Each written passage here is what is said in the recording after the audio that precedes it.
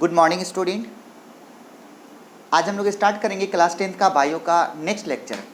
Class 10th के bio में हम लोग डिस्कस कर रहे थे पोषण चैप्टर के बारे में, और आज हम लोग डिस्कस करेंगे लेक्चर 2। अर्थात पिछले लेक्चर में हम लोग पोषण की परिभाषा, भोजन क्या है, अनुरक्षण क्या है, जैव प्रक्रिया क्या है, उसके बाद पोषण कितने प्रकार का होता है, स्वपोषण, विषम पोषण वगैरह वगैरह हम लोग डिस्कस किए थे। आज हम लोग उसमें पहले था स्वपोषण, और स्वपोषण आपने पढ़ा था हरे पेड़ पौधे में। तो आज स्वपोषण में हम लोग सबसे पहला डिस्कशन आज हम लोगों का होगा, और उस डिस्कशन में हम लोग पढ़ेंगे सबसे पहले आज इस डिस्कशन में आज हम लोग सबसे पहले डिस्कस करेंगे प्रकाश संश्लेषण की प्रक्रिया के बारे में। देखेंगे आज आप क्लास 10th के बायो का दूसरा लेक्चर डिस्कस कर रहे हैं, और उस क्लास 10th के बायो में आज हम लोग पढ़ेंगे प्रकाश संश्लेषण के बारे में। प्रकाश संश्लेषण के बारे में, और प्रकाश संश्लेषण को ही बोलते हैं फोटोसिंथेसिस रिएक्शन। प्रकाश संश्लेषण प्रक्रिया ये क्या है, आज का हम लोग का हेडिंग है प्रकाश संश्लेषण प्रक्रिया क्या है। देखेंगे सबसे पहली बात हम लोग को ये जानना पड़ेगा कि किसी भी पेड़ पौधे में दो प्रकार के उत्तक पाए जाते हैं। एकदम डेप्थ में समझना है आपको। किसी भी, ये कोई पौधा है और इसमें दो प्रकार के उत्तक पाए जाते हैं, और ये क्वेश्चन बहुत इंपॉर्टेंट है बोर्ड एग्जाम के लिए। दो प्रकार के उत्तक पाए जाते हैं। हमने कहा पेड़ पौधे में दो प्रकार के उत्तक पाए जाते हैं। एक उत्तक का नाम है जाइलम और दूसरे उत्तक का नाम है फ्लोएम। क्या बोला हमने? पेड़ पौधा में दो प्रकार के उत्तक पाए जाते हैं, जिनमें पहले उत्तक का नाम है जाइलम और दूसरे का नाम क्या है? फ्लोएम। देखेंगे जाइलम का पहला अक्षर है जौ। जौ से होता है जाइलम और जौ से होता है जल। अर्थात ये जो जाइलम उत्तक है, इसका काम होता है कि पौधे के जड़ से, यहाँ मिट्टी में जो जड़ है, इससे जल निकाल करके इसको पत्ती तक पहुँचाना। यहाँ पे कोई पत्ती है, ऐसा मान लेते हैं ये पत्ती है, इस पत्ती में जड़ से जल को पहुँचाना। कौन पहुँचाएगा? वो पहुँचाएगा आपका कौन सा उत्तक? जाइलम उत्तक। जाइलम उत्तक का ये बोर्ड के लिए बहुत इंपॉर्टेंट क्वेश्चन आपको पूछेगा, जाइलम और फ्लोएम में अंतर स्पष्ट करें, या जाइलम क्या है फ्लोएम क्या है परिभाषित करें। तो हमने क्या कहा, जाइलम और फ्लोएम जो है वो पौधों में पाया जाने वाला उत्तक है। पौधे में पाए जाने वाले उत्तक कितने प्रकार के? दो प्रकार के। पहला जाइलम होता है और दूसरा फ्लोएम होता है। क्या बोले? पहला कौन होगा? पहला जाइलम होगा, दूसरा कौन होगा? फ्लोएम होगा। जाइलम जो है वो किसको अवशोषित करता है? जल को। कहाँ से? जड़ से, मिट्टी से जल निकाल कहाँ पहुँचाएगा? पत्ती तक पहुँचाएगा। समझिएगा अच्छे से, कहाँ पहुँचाएगा? पत्ती तक पहुँचाएगा। अब ये फ्लोएम क्या है? फ्लोएम का पहला अक्षर है फॉ। फॉ से एक शब्द बनता है फल। फल मतलब भोजन। तो ये जो आपका फ्लोएम उत्तक है वो पत्ती में बनने वाले भोजन को पौधे के हर एक भाग में डिस्ट्रीब्यूट करता है, उसे भेजता है, उसे संचरित करता है। क्या बोले? पेड़ पौधे में कितने प्रकार के उत्तक? दो प्रकार के उत्तक। एक होता है जाइलम और एक होता है फ्लोएम। जाइलम और फ्लोएम दोनों क्या है? पौधे के उत्तक हैं। और ये जाइलम जो है उसका काम होता है जड़ से जल को अवशोषित करके पत्ती तक पहुंचाना, और प्रकाश संश्लेषण प्रक्रिया द्वारा पत्ती में जो भोजन बनता है, भोजन फल, फौ से फ्लोएम, फौ से फल, फल भी क्या एक प्रकार का भोजन है। जो भोजन बनता है उसको इसके अलग अलग भागों में डिस्चार्ज करना, अलग अलग भागों में भेजना, और जो अलग अलग भागों में भेजने का काम करता है, और वो कौन है? वो है फ्लोएम। तो फ्लोएम का काम क्या होता है कि पत्ती में बनने वाले भोजन को इस पौधे के अलग अलग भागों में उसको डिस्ट्रीब्यूट किया जाए, उसको संचरित किया जाए। इस प्रकार उत्तक कितने प्रकार का पेड़ पौधा में? दो प्रकार का, एक जाइलम और एक फ्लोएम। जाइलम और फ्लोएम दोनों उत्तक है, लेकिन जाइलम का काम होता है जल को अवशोषित करके पत्ती तक पहुंचाना, और फ्लोएम का काम होता है क्या करना? भोजन को यहाँ पत्ती में जो भोजन बनेगा उसको वृक्ष के अलग अलग भागों में, अलग अलग अंगों में, अलग अलग तनों में, शाखाओं में उसको भेज करके, डिस्ट्रीब्यूट करके पौधे के हर एक भाग का, पौधे के हर एक अंग का सुविकास करना। हर एक अंग को डेवलप्ड करने के लिए हर एक भाग में उस ऊर्जा को वो भेजता है। इस प्रकार ये दो काम है किसका, जाइलम का और फ्लोएम का। ये दो इंपॉर्टेंट वर्क है किसका, जाइलम का और फ्लोएम का। तो सबसे पहली बात हम लोग को ये जानना है कि पेड़ पौधा में दो ऊतक, कंप्लीट। नेक्स्ट, अब हम लोग आगे बढ़ेंगे तो अब देखना ये होता कैसे है। हम लोग को पढ़ना क्या है, हम लोग को पढ़ना है प्रकाश संश्लेषण प्रक्रिया। ये प्रकाश संश्लेषण क्या है, तो आपका बायो कहता है और केमिस्ट्री भी कहता है कि पेड़ पौधा क्या करता है, जल ले लिया, वातावरण से कार्बन डाइऑक्साइड ले लिया, देखेंगे जड़ से जल ले लिया और वातावरण से कार्बन डाइऑक्साइड ले लिया, और पत्ती में, पौधे के पत्ती में क्लोरोफिल होता है, पौधे के पत्ती में क्लोरोफिल होता है, और इस तीनों की उपस्थिति में जब उसको सूर्य के प्रकाश का मदद मिलता है तो वह अपना भोजन तैयार कर लेता है, जिसको हम लोग बोलते हैं ग्लूकोज। क्या बोलेंगे, ग्लूकोज कहते हैं उसको, बोलते हैं ग्लूकोज, मतलब वो वसा का निर्माण कर लेता है और उसी भोजन से वृक्ष अपना पोषण करता है। उसी भोजन से वृक्ष जो है अपना पोषण करता है, और वही ग्लूकोज पूरे वृक्ष के भागों में फैल जाता है, वृक्ष का पोषण हो जाता है। वृक्ष के बदले में कोई साग है या कोई फल है या कोई सब्जी है, उसमें भी ग्लूकोज फैल जाता है। वही ग्लूकोज जब हम लोग ग्रहण करते हैं तो वो ग्लूकोज मेरे शरीर में जाकर के, अर्थात जंतु के शरीर में जाकर के जंतु के अंगों का भी विकास करता है और जंतु का भी पोषण करता है। इसकी बात हम लोग आगे करेंगे। हमने कहा दो प्रकार का ऊतक, जाइलम और फ्लोएम। तो क्या होता है कि प्रकाश संश्लेषण क्या है, प्रकाश संश्लेषण है कि मान लो ये कोई पत्ती है, इसको देखेंगे आप अच्छे से, ये कोई पत्ती है और ये इसका, ये जो डैश डैश दिखा रहे हैं इसका एक स्पेशल नाम है, इसका एक स्पेशल नाम है, इसका नाम है एस्टोमाटा। एस्टोमाटा, क्या नाम है, एस्टोमाटा। अर्थात ये जो पत्ती है, इस पत्ती के किनारे पर छोटे छोटे ये छिद्र हैं, एकदम केस के आकार का छिद्र है, और इसी छिद्र का नाम है एस्टोमाटा। इस छिद्र का क्या नाम है, इस छिद्र का नाम है एस्टोमाटा। इस छिद्र का क्या नाम है, इन सभी छिद्र का क्या नाम है, एस्टोमाटा। एस्टोमाटा का काम क्या होता है, ये बहुत इंपॉर्टेंट ऑब्जेक्टिव है आपके लिए। एस्टोमाटा का काम होता है कि जैसे ही, समझिएगा, जैसे ही जाइलम ऊतक क्या करेगा, जल को खींचेगा, तो जैसे ही ये जल पत्ती में पहुंचता है तो पत्ती स्पंजी होता है। जैसे आपके घर में स्पंज रखा होता है, आप देखेंगे स्पंज को पानी में डुबा दो तो स्पंज फैल जाता है। मतलब स्पंज के अंदर में जो होल्स हैं, पोड़ है, पोड़ का मतलब छोटा छोटा होल्स, पतले पतले होल्स, उस होल्स में पानी घुस जाने की वजह से होल्स का आकार बढ़ जाता है, जिससे स्पंज का आकार थोड़ा सा बड़ा हो जाता है। उसी प्रकार जैसे ही इस पत्ती में जाइलम के द्वारा पानी पत्ती में एंट्री करता है तो इस पानी की वजह से ये जो स्पंजी पत्ती है वो थोड़ा सा फूल जाता है, उसका आकार बढ़ जाता है, वो थोड़ा मोटा हो जाता है, जिस वजह से ये जो एस्टोमाटा है, उसका एस्टोमाटा पतला पतला जो पहले छिद्र था, पानी एंट्री करने की वजह से वो फूल गया, तो एस्टोमाटा का भी आकार क्या हो गया, बढ़ गया। ठीक है, अब देखेंगे अंदर में कोई गैस नहीं है, बाहर में गैस है, कार्बन डाइऑक्साइड है, ऑक्सीजन है, नाइट्रोजन है, हीलियम है, नियोन है, बहुत सारे गैस है। उसमें से इसके लायक कार्बन डाइऑक्साइड है, उसमें से इसके लायक, पत्ती के लायक, पौधे के लायक कार्बन डाइऑक्साइड है। खींचता तो और सब गैस भी है, लेकिन उसमें से इंपॉर्टेंट कौन है, कार्बन डाइऑक्साइड। बाकी सभी गैस इसके लिए कोई खास इंपॉर्टेंट नहीं होता है। तो जैसे ही ये खुलेगा, अंदर का प्रेशर कम, बाहर का प्रेशर अधिक। और आपने पढ़ा था बचपन में कि किसी भी गैस का प्रवाह हाई प्रेशर से लो प्रेशर की तरफ होता है। क्या पढ़ा आपने, किसी भी गैस का प्रवाह किधर से किधर, हाई प्रेशर से लो प्रेशर की तरफ होता है। तो जैसे ही ये स्टोमाटा खुलेगा तो बाहर में प्रेशर अधिक है, अंदर में कोई गैस नहीं है, प्रेशर कम है, तो ये बाहर का जो CO2 है वो अंदर फुस से घुस जाएगा। ठीक है, फुस से घुस जाएगा, और जैसे ही वो घुसा तो अंदर में कुछ कुछ प्रक्रिया होगी, उसकी बात हम लोग करते हैं। अभी हमने कहा कि ये जो एस्टोमाटा है, इसी के द्वारा एस्टोमाटा खुला, इसमें कौन घुस गया, CO2।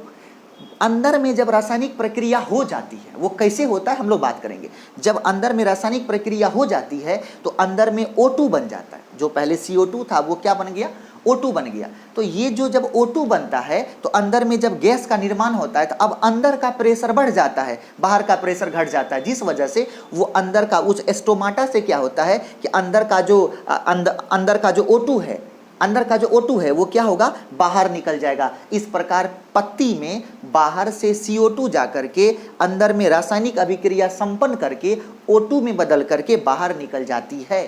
ठीक है, मतलब CO2 और O2 अंदर कौन जाएगा, इस रंध्र से, इस छिद्र से अंदर जाएगा CO2 और बाहर कौन आएगा, इसमें से बाहर आएगा O2। देखिए आप, इसी छिद्र से बाहर कौन आएगा, O2, मतलब गैस का आदान प्रदान। पत्ती में गैस का आदान प्रदान, पौधे में गैस का आदान प्रदान किसके द्वारा होता है, तो वो होता है स्टोमाटा के द्वारा। स्टोमाटा का एक और नाम है जिसको बोलते हैं रंध्र। क्या बोलते हैं, रंध्र। रंध्र का मतलब होता है छोटे छोटे पतले पतले नन्हे नन्हे छिद्र। ओके, तो ये हो गया, कहाँ चला गया, CO2 अंदर जाएगा और O2 बाहर आएगा जब रासायनिक अभिक्रिया हो जाएगी कंप्लीट।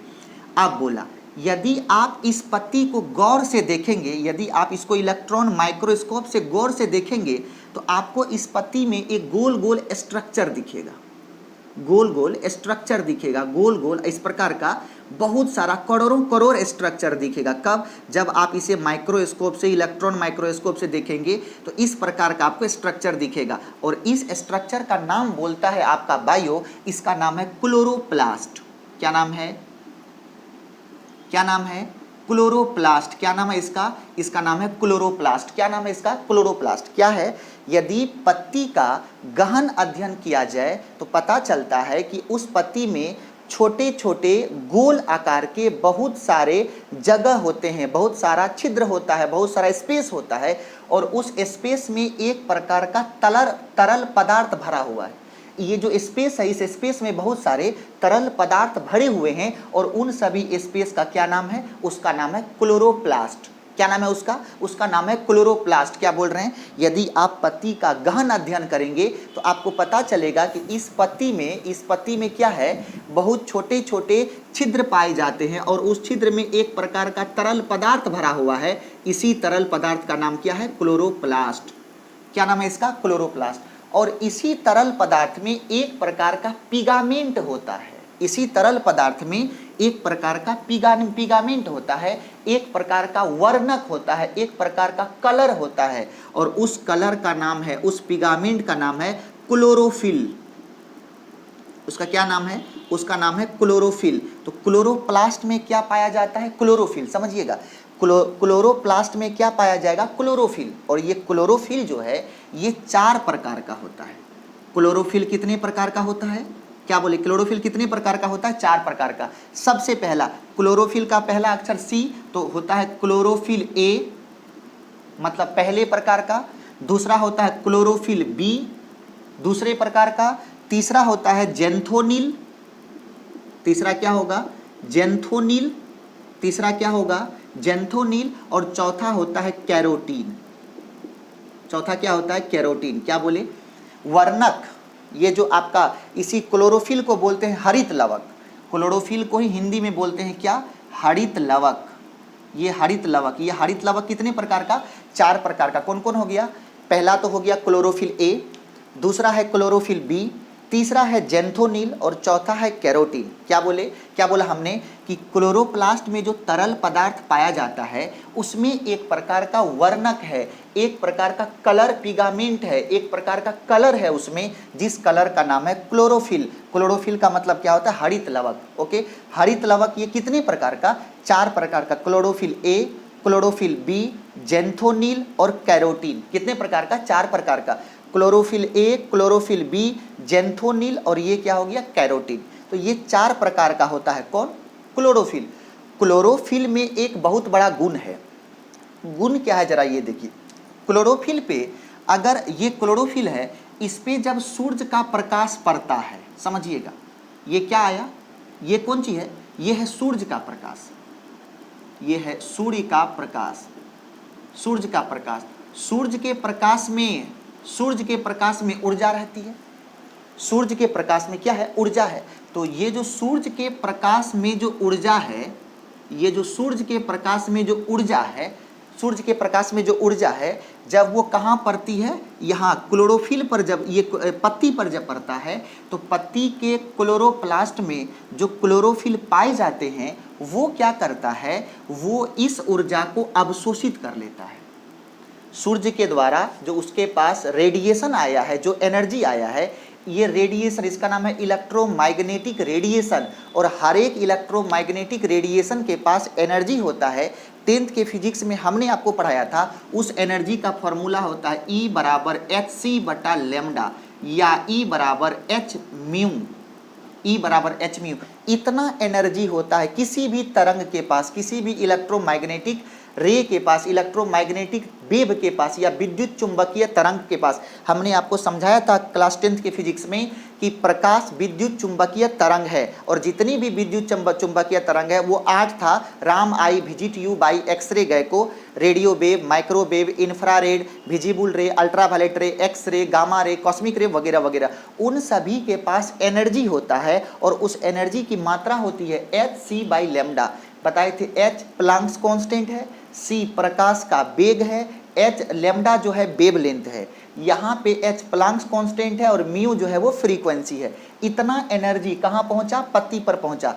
पत्ती में जो ये क्लोरोफिल है उस क्लोरोफिल क्या करता है? इस सूर्य के प्रकाश को अवशोषित कर लेता है, सूर्य के प्रकाश को अवशोषित कर लेता है, सूर्य के प्रकाश को अवशोषित कर लेता है। अब देखेंगे, आपको बताए थे कि सूर्य के प्रकाश में 7 रंग पाए जाते हैं। सूर्य का जो प्रकाश है इसे हम लोग बोलते हैं श्वेत प्रकाश। क्या बोलते हैं? श्वेत प्रकाश। और श्वेत प्रकाश में हमने कहा था 7 रंग होता है, जिसे हम लोग बोले थे VIBGYOR, विबग्योर के बारे में बात किए थे, विबग्योर के बारे में बात किए थे। ये हो गया वायलेट बैंगनी और ये हो गया लाल, ठीक है, बैंगनी और लाल। लेकिन ये जो क्लोरोफिल है वो क्या करता है? मैक्सिमम वेवलेंथ को, मैक्सिमम रंग को अवशोषित कर लेता है, केवल और सिर्फ केवल हरे रंग को ही परावर्तित करता है। हम लोग पढ़े थे फिजिक्स में कि कोई भी वस्तु जिस रंग के प्रकाश को परावर्तित करती है वह वस्तु उसी रंग की दिखाई पड़ती है। तो ये जो आपका क्लोरोफिल है ये क्या करता है? सभी प्रकाश को अवशोषित कर लेता है, लेकिन हरे प्रकाश को क्या करता है? ये हरे प्रकाश को क्या करता है? हरे प्रकाश को परावर्तित कर देता है, जिस वजह से क्लोरोफिल का रंग कैसा होता है? हरा होता है, ग्रीन होता है। इसीलिए उस लवक का क्या नाम है? हरित लवक। उसका क्या नाम है? हरित लवक। क्या नाम है? इसीलिए उसका क्या नाम है? हरित लवक। अब ये क्या किया? ये जो है सूर्य के क्लोरोफिल क्या किया? सूर्य के प्रकाश के रूप में जितनी ऊर्जा आई थी उन सभी ऊर्जा को वो क्या किया? अवशोषित कर लिया। और अवशोषित करने के बाद वो क्या करता है? जो विद्युत चुंबकीय तरंग के रूप में ऊर्जा था उसको वो यहाँ पे लाके उस ऊर्जा को दूसरे ऊर्जा के रूप में बदल देता है। कैसे? जैसे हम लोग पढ़े थे बैटरी के बारे में और हमने आपको बताया था कि बैटरी क्या करता है? विद्युत ऊर्जा को रासायनिक ऊर्जा के रूप में जमा करता है, विद्युत ऊर्जा को रासायनिक ऊर्जा के रूप में जमा करता है। उसी प्रकार ये जो आपका क्लोरोफिल है इसका काम होता है सूर्य के प्रकाश के पास जो ऊर्जा है, वैद्युत चुंबकीय ऊर्जा जो है उसको ये क्या करेगा? यहाँ पे पत्ती में रासायनिक ऊर्जा के रूप में जमा कर लेता है। किस ऊर्जा में? रासायनिक ऊर्जा के रूप में जमा कर लेता है, रासायनिक ऊर्जा के रूप में जमा कर लेता है। क्लोरोफिल क्या करता है? रासायनिक ऊर्जा के रूप में जमा कर लेता है। फिर समझिए कि क्या करेगा वो? रासायनिक ऊर्जा के रूप में जमा कर लेता है, कंप्लीट रासायनिक ऊर्जा के रूप में जमा कर लेता है।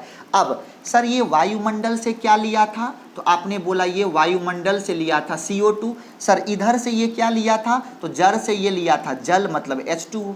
तो ये जो ऊर्जा होता है, ये जो क्लोरोफिल है उसका दूसरा महत्वपूर्ण काम ये होता है कि वो कार्बन को ऑक्सीजन से अलग करता है, कार्बन को ऑक्सीजन से अलग करता है, साथ में हाइड्रोजन को ऑक्सीजन से अलग करता है। कंप्लीट ये क्या किया? कार्बन डाइऑक्साइड और ये हाइड्रोजन को ऑक्सीजन से क्या किया? अलग कर दिया। अब ये ये कार्बन, ऑक्सीजन और हाइड्रोजन ये तीनों मिल करके एक नए प्रकार के ऊर्जा में परिणत हो जाता है।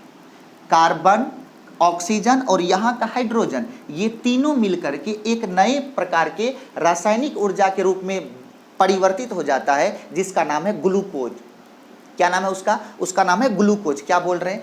ये जो आपके पास CO2 और H2O है इसमें जो क्लोरोफिल है वो क्या करता है? हाइड्रोजन, जल के अणु में से हाइड्रोजन को अलग कर देता है, ऑक्सीजन को अलग कर देता है। ये जो हाइड्रोजन है वह कार्बन डाइऑक्साइड के साथ मिल करके एक नए रासायनिक ऊर्जा का निर्माण करता है, जिसका नाम है ग्लूकोज। क्या नाम है उसका? ग्लूकोज। क्या नाम है उसका? ग्लूकोज। क्या नाम है उसका? ग्लूकोज। अब ये जो ग्लूकोज है वही ग्लूकोज पुनः टूट करके ऊर्जा का उत्पादन करता है, वही ग्लूकोज पुनः पत्तियों में टूट करके ऊर्जा का निर्माण करता है। वही ऊर्जा फ्लोएम ऊतक के द्वारा पौधे के अलग अलग भागों में जाकर के उस पौधे का पूर्ण विकास करता है। लेकिन बाय द वे आप देखे होंगे यदि आप खाना अधिक खाते हैं तो आपका पेट थोड़ा निकल जाता है, आपका फैट बन जाता है, अर्थात चर्बी के रूप में वो जमा हो जाता है। उसी प्रकार यदि पत्तियों में भोजन अधिक बन जाता है, ग्लूकोज अधिक बन जाता है, तो उस ग्लूकोज को पत्ती के अंदर या पौधे के अलग अलग भागों में स्टार्च के रूप में जमा कर लिया जाता है। क्या बोले? स्टार्च के रूप में जमा कर लिया जाता है या कार्बोहाइड्रेट के रूप में जमा कर लिया जाता है। क्या बोले? पेड़ पौधे में अगर ग्लूकोज की मात्रा अधिक थोड़ी सी बन जाती है तो उस एक्स्ट्रा ग्लूकोज को, उस एक्स्ट्रा भोजन को वो लोग अलग डब्बे में रख लेता है और उस डब्बे में भोजन को किस रूप में रखता है? या तो कार्बोहाइड्रेट के रूप में या तो स्टार्च के रूप में। लेकिन अगर जीव जंतु के अंदर भोजन अधिक बन जाता है उसको वो ग्लाइकोजन के रूप में जमा करता है। क्या बोले? यदि जीव जंतु के अंदर पेड़ पौधे में भोजन अधिक बनेगा तो स्टार्च या कार्बोहाइड्रेट के रूप में जमा करेगा, लेकिन यदि जंतु में थोड़ा सा अधिक बन जाए तो वो उसको ग्लाइकोजन के रूप में जमा कर लेता है, ग्लाइकोजन के रूप में अलग जगह पे जमा कर लेता है, जिसे हम लोग फैट कहते हैं, चर्बी कहते हैं, मोटापा कहते हैं, ये सभी चीज़ होता है। तो आपने क्या बोला? ये क्या किया? रासायनिक ऊर्जा में परिणत कर लिया। अर्थात अगर हम लोग इसको लिखना शुरू करें तो एक रिएक्शन बनेगा। ये वायुमंडल से CO2 लिया, ये जड़ से H2O लिया, उसके बाद पत्ती में क्या है? पत्ती में आपका क्लोरोफिल है, पत्ती में आपका क्लोरोफिल है, और बाहर से क्या लिया?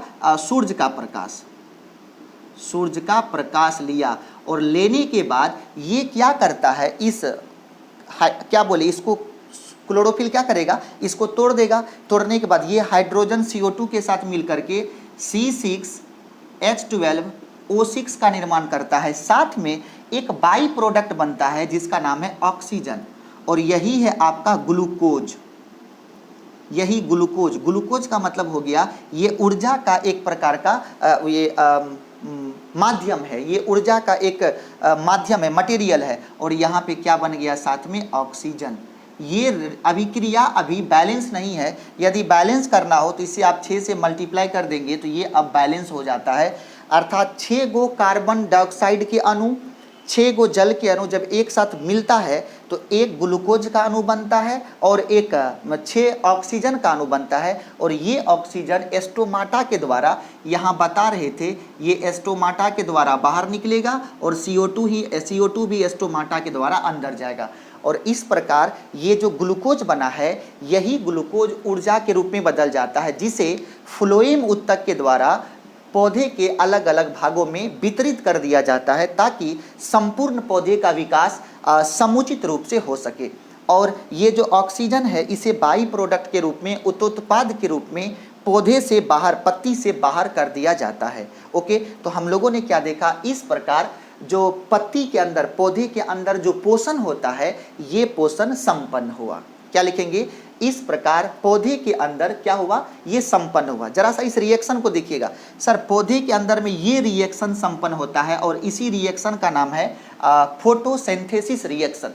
इसी रिएक्शन का नाम क्या है? इसका नाम है फोटोसिंथेसिस रिएक्शन। इसका नाम क्या है? Photosynthesis reaction. ये जो अभिक्रिया है इसका क्या नाम है? इसका नाम है फोटोसिंथेसिस रिएक्शन। और दूसरी बात, इस रिएक्शन को संपन्न होने के लिए सूर्य का प्रकाश, और सूर्य के प्रकाश में क्या होता है? ऊष्मा। सूर्य के प्रकाश में क्या होता है? ऊष्मा। तो इसका मतलब इस रिएक्शन को कंप्लीट होने के लिए, संपन्न होने के लिए आपको ऊष्मा की आवश्यकता होगी। क्या बोले? इस रिएक्शन को कंप्लीट होने के लिए, संपन्न होने के लिए आपको ऊष्मा की आवश्यकता होगी। और हमने आपको केमिस्ट्री में पढ़ाया है कि जिस अभिक्रिया को संपन्न होने के लिए ऊष्मा की आवश्यकता होती है उसे ऊष्मा शोषी अभिक्रिया कहते हैं, और जिस अभिक्रिया में ऊष्मा का उत्पादन होता है, ऊष्मा मुक्त की जाती है, उसे ऊष्माक्षेपी कहते हैं। तो इस रासायनिक अभिक्रिया में ऊष्मा की आवश्यकता होती है, इसीलिए इसका क्या नाम होगा? ऊष्मा शोषी या ऊष्माक्षेपी। इसका नाम होगा ऊष्मा से शोषी। अर्थात प्रकाश संश्लेषण अभिक्रिया अर्थात फोटोसिंथेसिस रिएक्शन जो है वो इंडोथर्मिक रिएक्शन है। इंडोथर्मिक का मतलब ऊष्मा शोषी अभिक्रिया है, और इस प्रकार फोटोसिंथेसिस की प्रक्रिया संपन्न होती है। लेकिन फोटोसिंथेसिस जब होने लगता है तो फोटोसिंथेसिस रिएक्शन पर कुछ इफेक्ट होता है, उस पर बहुत सारे ऐसे चीज़ हैं जो उस पर अपना प्रभाव डालते हैं। तो अगला हेडिंग हम लोग देंगे कि प्रकाश संश्लेषण अभिक्रिया को प्रभावित करने वाले कारक। अगला हेडिंग क्या देंगे? प्रकाश संश्लेषण अभिक्रिया को प्रभावित करने वाले कारक। अगला हेडिंग दीजिए आप, प्रकाश संश्लेषण को प्रभावित करने वाले कारक। कौन कौन से चीज प्रकाश संश्लेषण को प्रभावित करता है? क्या बोलेंगे? कौन कौन से ऐसे चीज हैं जो प्रकाश संश्लेषण को प्रभावित करता है? तो हेडिंग है प्रकाश संश्लेषण को प्रभावित करने वाले कारक। क्या कहा हमने? प्रकाश संश्लेषण को प्रभावित करने वाले कारक। प्रकाश संश्लेषण को प्रभावित करने वाले कौन कौन से कारक हैं, जरा देखिए। सबसे पहला कारक, सबसे पहला कारक है वायुमंडल में गैस की मात्रा। वायुमंडल में गैस की मात्रा, जैसे कि अगर CO2 नहीं है या CO2 बहुत अधिक है या CO2 के साथ बहुत सारे अन्य गैस मिले हुए हैं, तो वायुमंडल में CO2 की मात्रा सबसे पहला क्या इफेक्ट करेगा? वायुमंडल में CO2 की मात्रा। दूसरा इफेक्ट करता है वायुमंडल में जल की मात्रा, मिट्टी में जल की मात्रा। तो दूसरा क्या इफेक्ट करेगा? जल की मात्रा। पहला इफेक्ट करेगा CO2 की मात्रा, CO2 की मात्रा। दूसरा क्यों इफेक्ट करेगा? जल की मात्रा। तीसरा इफेक्ट करता है कि वायुमंडल का टेम्परेचर क्या है, वायुमंडल का ताप क्या है। तो तीसरा इफेक्ट क्या करेगा? ताप। तीसरा कौन सा कारक इफेक्ट करता है? टेम्परेचर मतलब ताप। चौथा जो कारक है वो इफेक्ट करता है वायुमंडल में प्रदूषण। वायुमंडल में प्रदूषण, जैसे बहुत सारे धूलकण है, मान लीजिए कि वायुमंडल में CO2 कम है, धूलकण बेसी है, तो प्रकाश संश्लेषण प्रक्रिया समुचित रूप से नहीं हो पाएगी। इसी अर्थात जैसे कि ये मोहल्ला है और इस मोहल्ले में आपने चिमनी लगा दिया और चिमनी से बहुत ज़्यादा जो है वो कार्बन मोनोऑक्साइड निकल रहा है, सल्फर डाइऑक्साइड निकल रहा है, सर वो भी प्रकाश संश्लेषण के लिए उचित नहीं है। तो क्या लिखेंगे? वायुमंडल में उत्पन्न होने वाले प्रदूषण। ये प्रदूषण भी किसको इफेक्ट करता है? प्रकाश संश्लेषण की अभिक्रिया को इफेक्ट करता है। कौन सा कारक है ये है आपका प्रदूषण। और जो पांचवा और अंतिम कारक है वो है अम्लीय वर्षा। अम्लीय वर्षा, ये अम्लीय वर्षा क्या है ये जरा समझिए। सबसे पहले एक ऑब्जेक्टिव समझिए, सबसे शुद्ध होता है वर्षा का जल। क्या बोले? सबसे शुद्ध क्या होता है? वर्षा का जल। उसके बाद चापाकल, उसके बाद कुआं, उसके बाद आपका जो समुद्र का जल सबसे अधिक खारा होता है और वर्षा का जल सबसे ज़्यादा शुद्ध होता है। कंप्लीट। दूसरी बात यह है, लेकिन होता क्या है कि मनुष्य बहुत ही खच्चर व्यक्ति होता है। वो करता क्या है? अपनी सुख सुविधा के लिए सल्फर को जलाता है, फास्फोरस को जलाता है, कार्बन को जलाता है, जिस वजह से बहुत सारी हानिकारक गैस का उत्सर्जन होता है। जैसे सल्फर को जलाने से सल्फर डाइऑक्साइड, कार्बन को जलाने पर कार्बन मोनोऑक्साइड, ये सभी गैस बहुत ही ज़्यादा खतरनाक होता है। आपने शीशा को जलाया तो लेड बन गया ऊपर जाके धुआं में। तो ये सभी गैस क्या होता है? वायुमंडल के गैस के साथ मिल जाता है। और जब वर्षा होती है तो जब ऊपर से, जैसे ये वायुमंडल है और इस वायुमंडल में sulphur dioxide, carbon monoxide, phosphorus, उसके बाद शीशे का कण वगैरह वगैरह यहाँ पे घुला हुआ है। ऊपर से बादल का बारिश हुआ, बारिश ये शुद्ध जल था, लेकिन जैसे ये इस गैस के साथ मिला तो ये अशुद्ध हो गया। और इस गैस के साथ जब वो बारिश का जल मिल जाता है तो वो जिस मकान पे पड़ेगा या कपड़े पे पड़ेगा, इंसान पे पड़ेगा, तो वो एक इफेक्ट डालता है। अर्थात वो जो वर्षा का जल जो पहले शुद्ध था, ये सभी गैस मिलके वो बन जाता है अम्लीय। जैसे H2O प्लस SO2 ये जब बनता है तो ये बन जाता है H2SO4, ये क्या है? अम्ल है। अर्थात अब जो जल है वो कैसा हो गया? अम्लीय हो गया। तो वो वर्षा का जल अम्लीय हो गया, इसीलिए उस वर्षा का नाम है अम्लीय वर्षा। क्या नाम है उसका? अम्लीय वर्षा। तो अम्लीय वर्षा होने की वजह से, सल्फर की मात्रा बढ़ने की वजह से कार्बन डाइऑक्साइड की मात्रा कम हो जाती है, जिस वजह से ये प्रकाश संश्लेषण की प्रक्रिया समुचित रूप से नहीं हो पाती है और प्रकाश संश्लेषण की प्रक्रिया प्रभावित हो जाती है। अर्थात हमने ये देखा कि प्रकाश संश्लेषण को प्रभावित करने वाले कुछ मुख्य कारक हैं। जैसे सबसे पहला है CO2 की मात्रा, दूसरा है जल की मात्रा, तीसरा है ताप की मात्रा, चौथा है प्रदूषण की मात्रा और पांचवा है अम्लीय वर्षा। ये 5 ऐसे कारक हैं, ऐसे फैक्टर है जो फोटोसिंथेसिस रिएक्शन को अफेक्ट करता है। कंप्लीट। तो हम लोग अभी क्या समझे? प्रकाश संश्लेषण प्रक्रिया क्या है और प्रकाश संश्लेषण को प्रभावित करने वाले कौन कौन से कारक है। कंप्लीट। अब देखेंगे, हमने आपको बात किया था कि इस विश्व में 2 प्रकार के जीव हैं, एक सजीव है और दूसरा निर्जीव है। सजीव जो है उसका अलग अलग बनावट होता है, अलग अलग संगठन का स्तर होता है। तो सजीव जो होता है उसमें कुछ ऐसे जीव हैं जो एक कोशिकीय है, जो एक कोशिकीय है। एक कोशिकीय का मतलब जिसमें केवल एक कोशिका है और बाकी जो है वो बहुकोशिका है, बाकी जो है वो बहुकोशिकीय जीव है। और ये कैसा है, ये एक कोशिकीय जीव है। जरा समझिएगा, सजीव कोशिका के आधार पर दो प्रकार का, एक हो गया आपका एक कोशिकीय जीव और दूसरा हो गया बहुकोशिकीय जीव। एक कोशिकीय जीव का मतलब होता है वैसे जीव जो केवल एक कोशिका से बने हों। जो जीव एक कोशिका से बना होता है उसमें न तो उत्तक होता है, न तो अंग होता है, न अंगतंत्र होता है। अर्थात ऐसे जीव में अलग अलग प्रकार का तंत्र नहीं होता है, जैसे श्वसन के लिए अलग, पाचन के लिए अलग, उत्सर्जन के लिए अलग, परिवहन के लिए अलग तंत्र नहीं होता है। उसमें सभी के सभी कार्य कोशिका में ही शुरू होता है और कोशिका में ही खत्म होता है। तो ऐसे जीव को क्या बोलेंगे, एक कोशिकीय जीव। और एक कोशिकीय जीव में सबसे ज़्यादा फेमस है, पहला है अमीबा और दूसरा है पैरामीशियम। अमीबा और पैरामीशियम क्या हो गया, अमीबा और पैरामीशियम, ये दोनों कैसा जीव है, तो ये दोनों है एक कोशिकीय जीव। दूसरा कौन हो गया, बहुकोशिकीय जीव। बहुकोशिकीय जीव में होता है मनुष्य हो गया, जानवर हो गया। तो हम लोग मनुष्य को पढ़ेंगे। तो सबसे पहली बात, अब जो पाचन पढ़ेंगे हम लोग, पोषण पढ़ेंगे, वो तीन जीव में, पहला अमीबा में पोषण, दूसरा पैरामीशियम में पोषण, तीसरा मनुष्य में पोषण। इस तीनों को हम लोगों को डिस्कस करना है और उसके बाद हमारा ये चैप्टर पोषण समाप्त हो जाएगा। तो हम लोग अभी डिस्कस करेंगे एक कोशिकीय जीव, मतलब जिसमें तंत्र अलग अलग ना हो, पोषण के लिए अलग, पाचन के लिए अलग, श्वसन के लिए अलग तंत्र नहीं होगा। लेकिन मनुष्य बहुकोशिकीय जीव है, इसमें बहुत सारे कोशिका हैं, बहुत सारे उत्तक हैं, बहुत सारे अंग हैं, बहुत सारे अंग मिलकर अलग अलग प्रकार का अंग तंत्र बना है और उस अंग तंत्र के मिलने से ये जीव बना है जिसका नाम है मनुष्य। अर्थात मनुष्य में पोषण का अलग अलग स्तर है, जैसे पाचन तंत्र अलग है, श्वसन तंत्र अलग है, परिवहन तंत्र अलग है, उत्सर्जन तंत्र अलग है, तंत्रिका तंत्र अलग है, पेशी तंत्र अलग है, कंकाल तंत्र अलग है। और इन सभी तंत्र के मिलने से ये जीव, हम लोग जो खड़े हैं, घोड़ा हम लोग नहीं है, घोड़ा बगल में, वो बगल में भी नहीं है, दूर में, तो दूर में भी नहीं है, दूर में, तो ये जो बना है ये क्या है, ये जीव है। और इस प्रकार के जीव में पोषी स्तर, वो जो इसके अंदर जो क्या बोल रहे थे, जो अलग अलग कोशिका के मिलने से जो तंत्र बना है वो अलग अलग तंत्र है, जिसके द्वारा इसके अंदर जैव प्रक्रिया संपन्न होता है। तो हम लोग सबसे पहले पढ़ेंगे एक कोशिकीय जीव में पोषण। एक कोशिकीय जीव में सबसे पहले कौन आता है, अमीबा, दूसरा कौन होगा, पैरामीशियम, तीसरा कौन है, मनुष्य। तो अब हम लोग तीन टर्म को पढ़ेंगे, पहले अमीबा में पोषण, दूसरा पैरामीशियम में पोषण, और तब अगले लेक्चर में पढ़ेंगे मनुष्य में पोषण। तो सबसे पहले आप हेडिंग दीजिए, अमीबा में पोषण। अब आप हेडिंग देंगे, क्या देंगे हेडिंग, अमीबा में पोषण। तो आज का हेडिंग है अमीबा में पोषण, अमीबा में पोषण। तो सबसे पहले आप ये जान लीजिए अमीबा कैसा जीव है। तो आप बोलेंगे सर अमीबा एक कोशिकीय जीव है।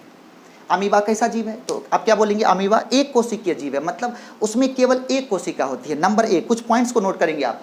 सबसे पहला पॉइंट है कि अमीबा एक कोशिकीय जीव है। दूसरा, इसमें अलग अलग प्रक्रिया के लिए अलग अलग स्तर नहीं होता है। तीसरा अमीबा का जो बनावट है वह निश्चित नहीं होता है। अमीबा का बनावट निश्चित नहीं होता है। ये सभी गुण है किसका, अमीबा का। सबसे पहला, अमीबा एक कोशिकीय जीव है। अमीबा में अलग अलग तंत्र का स्तर नहीं होता है। अमीबा का जो आकार है वो निश्चित नहीं होता है। अब देखेंगे कैसे पोषण होता है। ये मान लो अमीबा है, ये अमीबा है, ये अमीबा है और ये एक कोशिकीय जीव है। अमीबा का कोई भी खास बनावट नहीं होता, ये अपने आकार को चेंज कर सकता है। तो ये कौन हो गया, ये हो गया अमीबा। अब क्या हुआ कि अमीबा चल रहा था, चलते समय क्या हुआ, अमीबा को एक भोजन दिखा। यहाँ पे ये क्या है, ये भोजन है। ये क्या है, भोजन है। ये कौन है, ये है अमीबा।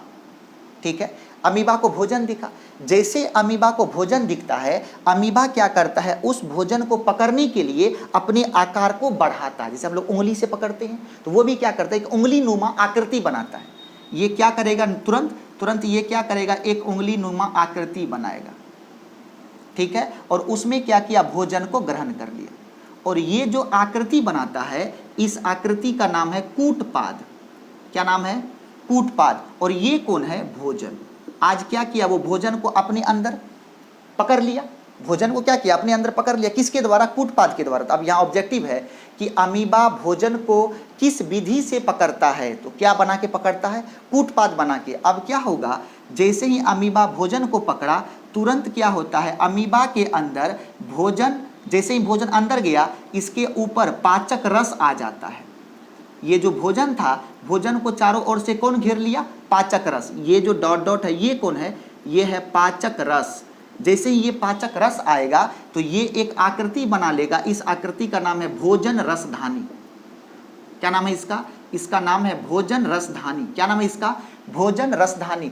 जैसे ही भोजन रसधानी के द्वारा, इस पाचक रस के द्वारा इस भोजन का पाचन होता है, भोजन का इस पाचक रस के द्वारा भोजन का पाचन होता है। और ये पचा हुआ भोजन, फिर ये पचा हुआ जो भोजन है जब ये पच जाएगा तो उसके अंदर जो अवशिष्ट पदार्थ बचेगा वो क्या होगा, शरीर से बाहर निकाल दिया जाता है।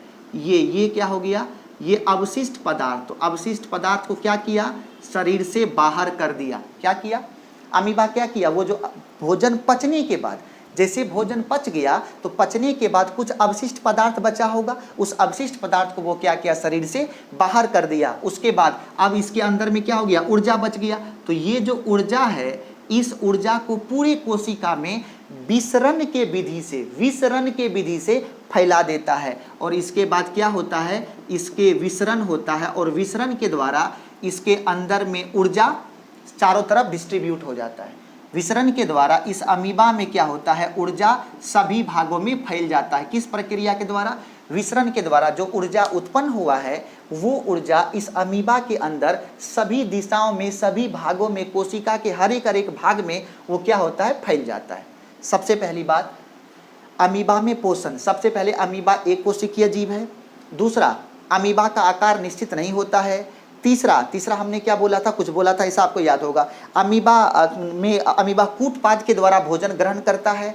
अमीबा का आकार निश्चित नहीं है। अमीबा के आसपास यदि भोजन आया तो उस भोजन का जैसे ही उसको ऐसा फील होता है वो अपने कूटपाद को खोलता है। कूटपाद कैसे, हाथ अंदर है वो खोल लिया, ऐसा नहीं है। ये अपने आकार को उस प्रकार का बना लेता है। बनाने के बाद ये क्या किया, उस भोजन को अपने अंदर ग्रैप्स कर लिया, पकड़ लिया। पकड़ने के बाद उसको अपने अंदर, कोशिका के अंदर डाल देता है। और कोशिका के अंदर में जो पाचक रस होता है वो भोजन के साथ मिलकर के एक नए तत्व का निर्माण करता है जिसका नाम है भोजन रसधानी। और भोजन रसधानी में भोजन का पाचन होता है।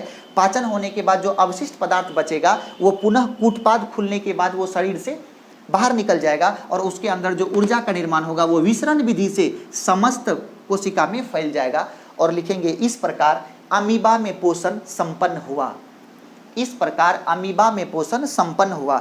हम आपसे निवेदन करेंगे कि हम जितना लाइन सुनाते हैं उन सभी लाइन को इस फिगर के नीचे आप एक एक करके नोट करेंगे। ओके, तो इस प्रकार आपने क्या देखा, इस प्रकार अमीबा में पोषण संपन्न हुआ। कंप्लीट।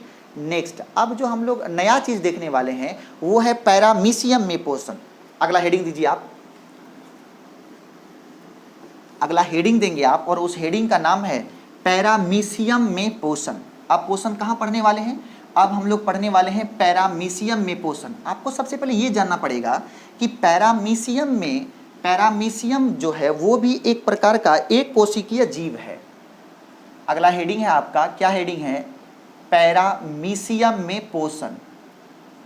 पैरामीशियम में पोषण। अब देखेंगे इसमें क्या कहानी है।